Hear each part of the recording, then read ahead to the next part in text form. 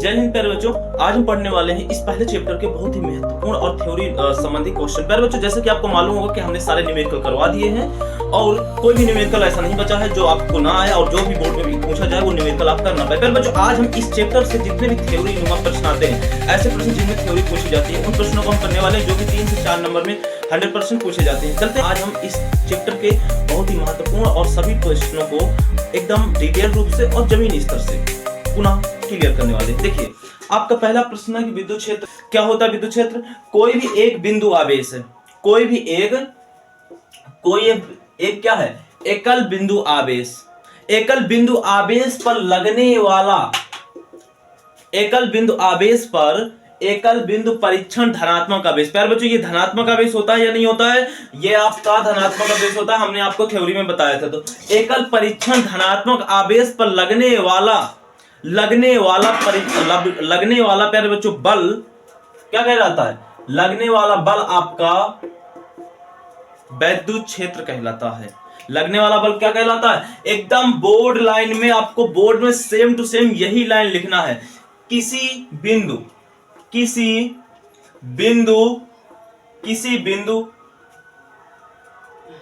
बिंदु परीक्षण, एकल परीक्षण आवेश, एकल परीक्षण धनात्मक आवेश पर लगने वाला बल, लगने वाला बल क्या कहलाता है, विद्युत आवेश। एक मिनट, विद्युत आवेश नहीं, विद्युत क्षेत्र कहलाता है। ठीक है, विद्युत क्षेत्र कहलाता है, विद्युत क्षेत्र कहलाता है। इसका फार्मूला क्या है, E F अपान Q। यहां पर आपका Q होगा प्लस का। ठीक है, अब यहां पर हमने ये जो लाइन है ना, ये तीर का निशान है। तीर का निशान क्यों लगाया है, क्या होता है, SI मात्रक।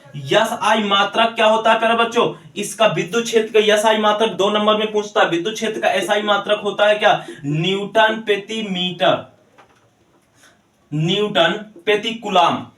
या फिर प्यारे बच्चों आप इसको वोल्ट प्रति मीटर भी लिख देते हैं। विद्युत क्षेत्र का मात्रक वोल्ट प्रति मीटर भी होता है या न्यूटन प्रति कूलम भी होता है। ज्यादातर हम न्यूटन प्रति कूलम यूज करते हैं न्यूमेरिकल में, और कहीं कहीं आपको फंसाने के लिए 1 नंबर में वोल्ट प्रति मीटर आ जाता है, ये पूछ लिया जाता है। ठीक है, तो ये होते हैं आपके विद्युत क्षेत्र का SI मात्रक होता है। पर बच्चों आपको ये उम्मीद है कि समझ में आ गया होगा। डायग्राम बिल्कुल बनाना, डायग्राम बनाना बहुत जरूरी है। हमको ये दर्शाना पड़ेगा कि देखो भैया विद्युत क्षेत्र ऐसे निकल रहा है, विद्युत क्षेत्र ऐसे ऐसे है, ये ऐसे चारों तरफ इसके क्या है, चारों तरफ इसके प्यारे बच्चों क्या है, ऐसे विद्युत क्षेत्र है। ये दर्शाना बहुत जरूरी होता है। ठीक है, रेखा विद्युत क्षेत्र स्पर्श रेखाएं क्या होती हैं, ये विद्युत क्षेत्र रेखाएं क्या होती हैं, ये आपको प्रश्न दे रखा होगा। तो हमने आपको परिभाषा जब आपको लिखवा रहे थे, थ्योरी पढ़ा रहे थे, तब हमने विद्युत क्षेत्र की स्पर्श रेखाओं के बारे में बताया था।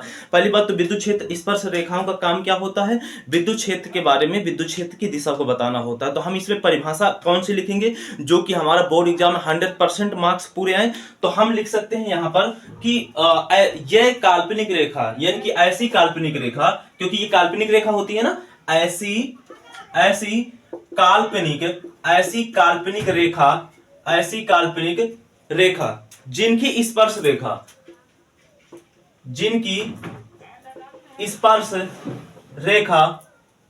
विद्युत क्षेत्र की दिशा बताती है। आप ये लिखिएगा, ऐसी काल्पनिक रेखा जिनकी स्पर्श रेखा विद्युत क्षेत्र की दिशा बताती है, ऐसी रेखाओं को हम विद्युत क्षेत्र रेखा कहते हैं। ठीक है, ये आपको समझ में आ गया। आप ऐसा ही लिखिएगा एकदम, और एकदम 2 कॉपी, आपका एक भी मार्क्स कटने वाला नहीं अगर आप ऐसे लिखेंगे। ऐसी काल्पनिक रेखा जिनकी स्पर्श रेखाएं विद्युत क्षेत्र, आप माफ करना प्यारे बच्चों, थोड़ा शोर मच रहा है तो इसलिए हम आपको बोर्ड में नहीं पढ़ा सकते हैं। फिर भी हम आपका पूरी क्लास करने के लिए हम आपको मात्र वॉइस से पढ़ा सकते हैं। तो देखिए, आपका अगला क्वेश्चन है कि विद्युत क्षेत्र रेखाओं के 2 गुण लिखिए। क्या है प्यारे बच्चों अगला क्वेश्चन? अगला क्वेश्चन है विद्युत क्षेत्र रेखाओं के दो गुण लिखिए। तो हमने आपको बताया था क्लास के अंदर विद्युत क्षेत्र रेखाओं का पहला काम क्या होता है?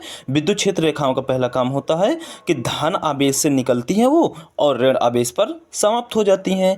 पहला इसका ये हो गया, ठीक है। पहला गुण क्या है? ये रेखाएं धन आवेश से जाती हैं और ऋण आवेश पे समाप्त हो जाती हैं। इनका दूसरा गुण क्या होगा? दूसरा गुण होगा कि ये कभी भी एक दूसरे को नहीं काटती हैं। हमने आपको क्लास के अंदर बताया था कि ये रेखाएं कभी भी एक दूसरे को नहीं काटेंगी प्यारे बच्चों। क्यों नहीं काटती हैं? अगर प्यारे बच्चों ये दोनों रेखाएं एक दूसरे को काट देंगी तो क्या होगा? विद्युत क्षेत्र की दो दिशाएं बन जाएंगी ना, विद्युत क्षेत्र की दो दिशाएं बन जाएंगी। अब विद्युत क्षेत्र दो दिशाओं में एक साथ गमन कर सकता है क्या? ये विद्युत क्षेत्र का एक साथ दो दिशाओं में होना पॉसिबल है क्या? जैसे हमने आपको क्लास के अंदर बताया था कि आप एक साथ दो दिशाओं में चल सकते हैं क्या? आप एक साथ दो दिशाओं में चल सकते हैं क्या? नहीं चल सकते ना। उसी प्रकार से विद्युत क्षेत्र एक साथ दो दिशाओं में नहीं हो सकता, और अगर ये दोनों रेखाएं एक दूसरे को काटेंगी तो दो दिशाएं बनाएंगी। अब दो ये संभव ही नहीं है, तो इसलिए विद्युत क्षेत्र रेखाएं कभी भी एक दूसरे को नहीं काटती हैं। क्वेश्चन आपको दिख रहा होगा, कह रहा कि क्या विद्युत क्षेत्र रेखाएं बंद लूप बनाती हैं? क्या विद्युत क्षेत्र रेखाएं बंद लूप बनाती हैं प्यारे बच्चों? बताइए। तो हमने आपको बताया था कि विद्युत क्षेत्र रेखाएं कभी भी बंद लूप नहीं बनाती हैं। क्यों नहीं बंद लूप बनाएंगी भाई विद्युत क्षेत्र रेखाएं? इसलिए नहीं बनाएंगी बंद लूप विद्युत क्षेत्र रेखाएं क्योंकि पहली बात तो विद्युत क्षेत्र रेखाएं प्लस आवेश से निकली, ठीक है, प्लस आवेश से निकल आई। अब आगे रखा है आपका माइनस वाला आवेश, तो माइनस वाले आवेश में जा करके समा जाएंगी। तो क्या वो वापस आई? लूप बनाने के लिए, यानी कि एक सर्कल बनाने के लिए आपको एक गोलाकार आकृति में घूमना होगा। तो क्या विद्युत क्षेत्र अब गोलाकार आकृति में कब घूमेंगी? जब विद्युत क्षेत्र रेखाएं धन आवेश से निकले और पुनः धन आवेश में आकर के समाप्त हो जाएं, तो एक गोला उनका पूरा हो जाएगा, तो वो गोला बना लेंगे, सर्कल बना लेंगी। लेकिन विद्युत क्षेत्र रेखाएं कभी भी ऐसा नहीं करती हैं। वो धन आवेश से निकलती हैं और धन आवेश में दोबारा कभी नहीं आती हैं, वो जा कर के माइनस आवेश में समा जाती हैं। तो क्या वो सर्कल बना पाएंगी? नहीं बना पाएंगी ना। तो इसलिए आप कह सकते हैं कि नहीं, विद्युत क्षेत्र रेखाएं बंद लूप नहीं बनाती हैं। कारण बताएंगे, क्योंकि विद्युत क्षेत्र रेखाएं धन आवेश से निकलकर ऋण आवेश पर समाप्त होती हैं, इसलिए वो कभी भी आप पर वापस नहीं आ पाती, मतलब उसी बिंदु पर वो वापस नहीं आ पाती हैं, इसलिए वो बंद लूप नहीं बनाएंगे। उम्मीद करते हैं कि ये क्वेश्चन आपको समझ में आया होगा। नंबर क्वेश्चन आपका डायग्राम पर आधारित है। आपको डायग्राम दिख रहा होगा। इसके चारों ओर विद्युत क्षेत्र रेखाओं का आरेख बनाइए। एक धनात्मक आवेश के चारों ओर विद्युत क्षेत्र रेखाओं का आरेख बनाइए। इसमें तो डायग्राम ही बनाना है प्यारे बच्चों, ये तो बहुत आसान क्वेश्चन है। हम आपको बोर्ड में बना करके दिखाते, लेकिन आप ऐसे ही, हमने आपके लिए स्क्रीन पर ही डायग्राम बनाया है, आप वहाँ पर देख लीजिए। अब क्या करें, शोर मच रहा है, बोर्ड पे नहीं पढ़ा सकते प्यारे बच्चों, मजबूरी है, तो इसलिए हम आपको पढ़ा रहे हैं। तो पहली बार ऐसा हुआ है हमारे साथ कि हम आपको ऐसा पढ़ा रहे हैं, तो हमेशा आपको बोर्ड में पढ़ाते हैं, लेकिन क्या करें, शोर मच रहा है बहुत ज़्यादा प्यारे बच्चों, थोड़ा काम था इसलिए। तो खैर हम अपने टॉपिक पे आते हैं। तो हमारा क्वेश्चन क्या है कि एक धना आवेश के चारों ओर विद्युत क्षेत्र रेखाओं का आरेख बनाइए। तो अभी हमारा पहला क्वेश्चन क्या था प्यारे बच्चों? विद्युत क्षेत्र में हमने एक डायग्राम बनाया था, वही तो डायग्राम इधर भी बनेगा कि एक बिंदु होगा जहां पर प्लस आवेश होगा, उसके चारों तरफ हम तीर के निशान दर्शा देंगे। तीर के निशान क्या कर देंगे? दर्शा देंगे। यही होगा आपका विद्युत क्षेत्र। तीर के निशान क्यों दर्शाएंगे? क्योंकि तीर के निशान ये बताएंगे कि देखो भैया, बीच में एक आवेश रखा है, प्लस आवेश रखा है, उसके चारों तरफ देखो विद्युत आवेश फैला हुआ है। विद्युत आवेश चारों तरफ क्या है? विद्युत क्षेत्र, माफ कीजिएगा, विद्युत क्षेत्र चारों तरफ फैला हुआ है। हमको ये दर्शाना था, डायग्राम आपका बन गया बस। अब नीचे एक लाइन लिख देंगे कि धन आवेश से विद्युत क्षेत्र रेखाएं बराबर की ओर निकलती हैं या बाहर की ओर निकलती हैं, यानी धन आवेश से विद्युत क्षेत्र रेखाएं बाहर की ओर निकलती हैं। एक लाइन क्वेश्चन आपको दिख रहा हो, कह रहा विद्युत क्षेत्र रेखाओं की सघनता क्या दर्शाइए। विद्युत क्षेत्र रेखाओं की सघनता प्यारे बच्चों हमने आपको बताया था। खैर यहाँ पर हम क्या लिखेंगे, विद्युत क्षेत्र रेखाओं की सघनता। पहले हम इस क्वेश्चन को समझ लेते हैं। क्या इस क्वेश्चन के कहने का मतलब ये है कि अगर विद्युत क्षेत्र रेखाएं किसी स्थान पर बहुत ज़्यादा हैं, सघनता का मतलब बहुत ज़्यादा हैं, तो वो क्या दर्शाती हैं, वो क्या दर्शाती हैं। तो हमने बताया था विद्युत क्षेत्र रेखाएं जहाँ ज़्यादा होंगी, तो इसका मतलब ये हुआ कि जहाँ विद्युत क्षेत्र रेखाएं ज़्यादा हैं वहाँ पर विद्युत क्षेत्र भी ज़्यादा होगा। भाई सीधा सीधा बात, विद्युत क्षेत्र रेखाएं जहाँ ज़्यादा वहाँ विद्युत क्षेत्र भी ज़्यादा। तो हम क्या लिखेंगे, विद्युत क्षेत्र रेखाएं जहाँ सघन होंगी वो ये दर्शाती हैं कि विद्युत क्षेत्र रेखा की तीव्रता। अगर हम इसे परिभाषा के रूप में लिखना चाहें प्यारे बच्चों तो इसे ऐसे लिख सकते हैं, विद्युत क्षेत्र रेखाओं की सघनता उसी स्थान पर विद्युत क्षेत्र की तीव्रता को दर्शाती है। विद्युत क्षेत्र रेखाओं की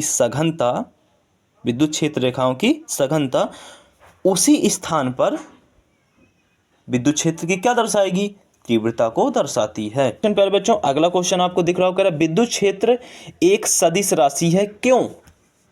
विद्युत क्षेत्र एक सदिश राशि है क्यों, ये थोड़ा आपको हमने पहले क्वेश्चन में भी बताया था कि भैया तीर का निशान लगाया जाता है, ये वगैरह वगैरह है। खैर हम ये दोबारा क्वेश्चन आ गए, हम इसको दोबारा करते हैं। कह रहे विद्युत क्षेत्र एक सदिश राशि है क्यों। देखिए विद्युत क्षेत्र एक सदिश राशि है इसलिए, हालांकि इसके बारे में आपको मालूम भी होगा पहले से, लेकिन खैर हम बता देते हैं। विद्युत क्षेत्र एक सदिश राशि है इसलिए प्यारे बच्चों क्योंकि उसमें